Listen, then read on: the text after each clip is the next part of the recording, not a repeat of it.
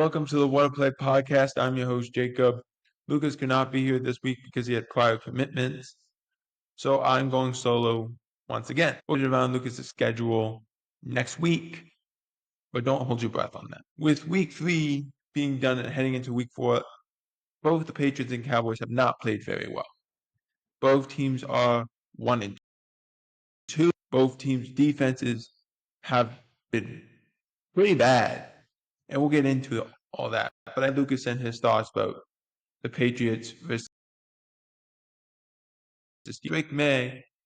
Didn't play well, but he didn't think was the reason that he lost the game. Lucas wrote, I think Drake May played okay. He wasn't the reason why we lost the game, but he always tries to win the game in one play. His fumble late in the game was inexcusable and cost us badly. His interception in the end zone, while tipped, was not a good throw. He should have put more air underneath the football. He missed a wide open Austin Hooper in the end zone on the prior play. So let's back up. It's easy to retrospect everything, but it wasn't just Drake May who had 2 bad turnovers. Well, you had Stevenson who also turned the ball over twice. In zone, he turned the ball over. He's going for the goal line and he fumbles. Not ideal. You can't do that, especially an experienced player like Stevenson is. Ramondre Stevenson cannot fumble that football. So I can see why there's obviously frustration because the Steelers weren't doing anything on offense either. As Lucas continues, says the defense actually played quite well. Where there was some hiccups was in the pass coverage, but the run defense was stout and good. And they kept us in the game that we really shouldn't have been in. I liked Vrabel's decisions to go for it on 4th down, especially in those 4th and short situations. I do disagree with some of the play calls. One of the drives we threw the ball 3 straight times at the 2-yard line. I understand we were trying to take advantage of the Steelers' linebacker play, which was not very good during this game. But at the end of the day, the 2-yard line, we're trying to punch it in. Why don't we run the ball at least once? So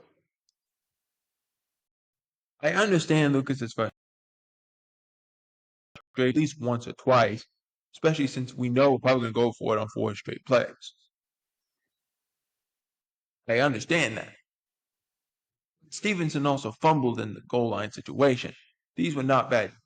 These were not great choices, but if you don't have confidence in your own running back that he can make that play, that's concerning. And I think everyone on that offense, it was not good showing when you're turning the ball over, you're making mistakes, you can't protect Drake May, he's getting hit, he's turning the ball over. You have Stevenson, who is supposed to be the bell cow, and he's turning the ball over. And again, you can't have your quarterback lead you in rushing yards. He can't be the leader in rushing yards. Your bell cow, your number 1 guy, has to be that guy. Has to be. We talked about it last week about who cares who gets the 100 yards, just that you get the 100 yards on the ground. But your quarterback cannot be the lead rusher. That's not a recipe for success. And that's what Drake May was in this game. And that's not good. He can't be the leading rusher. So scrambles, I agree with. He's got to turn him down a little bit. He should not be running 10 plus times. I don't think that's what should be happening. But you have Stevenson, who I know didn't play great in this game. You have Gibson, who they got him involved more this week than they had, but try to get him more involved. Henderson, they don't play him a lot. You spend the 2nd round pick on him. Let's give him the ball. They don't. Don't know why. Lucas then finished up and he said, we need to improve our play calling and obviously taking care of the football, but Drake needs to make better decisions and better moments. I'm not sure who the star of the game was. He said probably the whole D-line. I too think the defensive line kept you in this game. What did we say leading into this game. That the Steelers were going to run the ball ad nauseum, even though they weren't going to have a lot of success. That's their style. They're going to run the ball. That's who they are. Run the football. It wasn't like Aaron Rodgers was really beating them by a lot. It was the game. That's how the Steelers play. They're going to play this very certain style, and they expect you to kind of form to it. And basically hope that that's going to be good enough. That's how this works. To me, the Patriots did not play their best game, obviously. You can't turn the ball over. But we got to talk about this pass coverage defense. As good as the run defense has been, this pass coverage defense needs a lot of work. And I understand, Christian Gonzalez is banged up and he's trying to play. He's trying. But at the same time, you can't be this bad at pass coverage. Like, it's not a recipe for success. And we'll talk about why it's not a recipe for success in a minute. But let's first pivot to the Cowboys before we do that. That was easily an abomination from the Cowboys game. You cannot be that bad in a game against the Chicago Bears. They were bad. They were bad on not I'm not saying they were extremely bad on offense. They were not moving the ball the way they needed to on offense. They could run the football. They had like 60 yards a clip. They were running the football. And Dak had a good showing. Everyone's going to say, well, the interceptions. Look, the first interception is not his fault. It's not his fault. You throw the ball to your receiver, hits him in the hands, he should catch the football. The ball shouldn't go ricochet up in the air and get intercepted. That's not going to happen. That cannot happen to you. The ball ricocheted in the air. It's not his fault. You can't ask the quarterback to fix that if the receiver can't catch the football. Which I know a lot of people said, oh, George Pickens is crashing out because he doesn't want to be in Dallas anymore. No, it's not the reason. He was upset at himself because he knows Dak threw a good enough ball that I should have caught. The ball hit me in the hand. That football hits me in the hands. I got to find a way to catch it. The second one, yeah, you can say that because he did throw it. It did get tipped again, but that one was the worst of the two throws. So I'll give you that one. But the first one's not his fault. You also can't fumble the football on the first drive of the game when you're going up the sideline and get ripped away by Tyreek Stevenson. So you can't do that.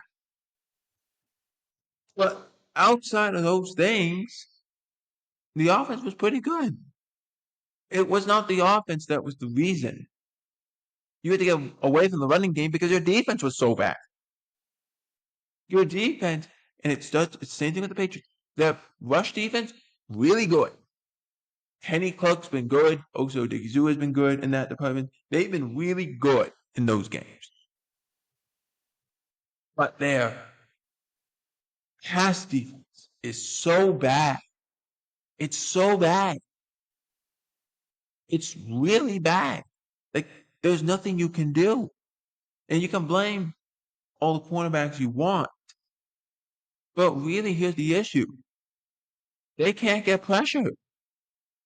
They can't blitz. Or they choose not to blitz, I should say. They choose not to blitz. They can't get pressure. They give up 9 yards on third down every time. I don't understand why we keep running why we don't run man coverage more often. We ran it 4 times. I don't get that. They don't blitz on third down. Don't know why. So they don't blitz on third down for no reason. I don't know why they don't blitz on third down. On a 3rd and 2 play, their cornerbacks are off by 5 to 7 yards. For what reason, I have no idea. They can't ever get their communication down, which I know the Cowboys defensive coordinator, Mike Blue, said that what's going on is that they're going to change it so the communications are one-word terms instead. Which, okay, all right, nice, but at the same time, Is that going to fix Kyrie Elam? No. Is that going to fix this defense? Probably not. It'll make it easier, but it's going to make it easier to beat bad. That's the problem. They're so bad on defense. One word terms are not going to fix this pass rush. I sent a text message to Lucas yesterday, and I said, "This is how bad it's been. Kenny Clark, Oso Odigizua are the two best players you have on that defensive line right now. Sam Williams is not playing very well. There's times he flashes, but then he doesn't. Marshawn Kneeland hasn't really made much of an impact since week 1, but he's a good run stopper. James Houston's more of a pass rush specialist, but they don't let him play a lot. Jadeveon Clowney you brought in because this defensive line is so bad, this defensive edge room is so bad. Dante Fowler is MIA. I don't know where he is. He's out there. We see him out there, but he's not doing anything. It's just bad. It's bad, and it's bad, and it's bad, and it's bad. And it's not getting better. It's not getting better. You need somebody. And that's what you're hoping Jadeveon is going to be. But at the same time, you do need another guy. And until you figure out who that second guy is, maybe it's James Houston. Maybe you play James Houston more. I don't know. But at some point, you do have to ask yourself, is this the best you got? And if that's the case, then you're in deep trouble. Because you can't get pressure on third downs. You don't blitz. You refuse to blitz. You play this cover 3 over and over again. You continue to play Damone Clark, which baffles me. It baffles me. Why is he out there? I mean, he's not, I guess, a good thing. He's not falling for the motion guy every time. That's a positive, but he's terrible in pass coverage. He's not a great run defender. His instincts aren't there. He's a liability out there. Your linebackers as a whole have been a liability. There's times it looks like they're standing still. They're not doing anything. Jack Sanborn is like 2 steps too slow. Kenneth Murray, at times he's been good, at times he's been really bad. There's no positive here. And at some point, you gotta find something. You gotta be better than this. This is bad. And if you truly believe free agency and making your team better is a 24-hour-a-day job and 365-day job, then you should fix it. Why are you doing this? I don't get it. That's the issue. That's the problem. I don't understand. I don't understand. And that's the issue. Your linebackers are so bad. You can't get pressure. Your coverage is suffering because of it. Everyone's like, oh, Trayvon Diggs has been really bad. And he's not been great. 100%. He's battling through this injury that he's trying to fight. But there's no help. DeRon Bland is expected to go and trying to push to go. We'll see if he goes. Jadeveon Clowney is expected to go. We'll see how much he plays. But if you're the Cowboys, you know what makes Trayvon Diggs very successful. A good pressure. He wants to jump the route. He wants to. He's not a guy who's going to just outright beat you on a foot race 40 yards down the field, 50 yards down the field. That's not who he is. He can do that. He can. But asking him to do that regularly is not his strong suit. What's his strong suit? Is go, you blitz, quarterback has to get the ball out of his hands quickly on a short route, and Trayvon can jump the route. That's what he does. Because we've seen it time and time and time again, and DeRon Bland exceeds at the same thing. So at some point, you do have to ask yourself, Do you have a chance to win? Do you have a chance to win the game? If you don't feel you have a chance, you don't feel like you have a chance to win the game, then you gotta show them. If you're a defense, you gotta show something too. And that's what I'm talking about. Both of their pass coverage defenses are not good. So try to help them out. Get pressure on third down. Force third and longs. Get the quarterback under constant duress. Force the quarterback to throw the ball with pressure in his face so he makes a wrong play, a wrong move, and you go capitalize on it. Whether it's forcing a punt, getting an interception, deflecting a pass, tipping the ball and getting an interception, whatever it is, do that. Force an error and capitalize on it. Now, the Patriots have that opportunity. They face the Carolina Panthers this week in Foxborough. This is a game you should win. I say that because you should bounce back in this game. But the last time we saw Carolina play, they beat Atlanta 30-0. So don't expect anything, but you should win this game. You should bounce back in this game, period. To me, the best game you got is this game for the Patriots. You have to win this game. You have to get pressure on Bryce Young. You have to get pressure on this defense. You got to put pressure on this defensive line of the Panthers and force these teams to go after each other. If I have the Patriots winning this game, but you got to show me something in the pass coverage game. You have to show me it. I have the Patriots winning a really fun game here, 28-21 Patriots, but they got to be better. Can't turn the ball over and find a way to show some pass coverage. For the Cowboys, they play the Green Bay Packers on Sunday Night Football.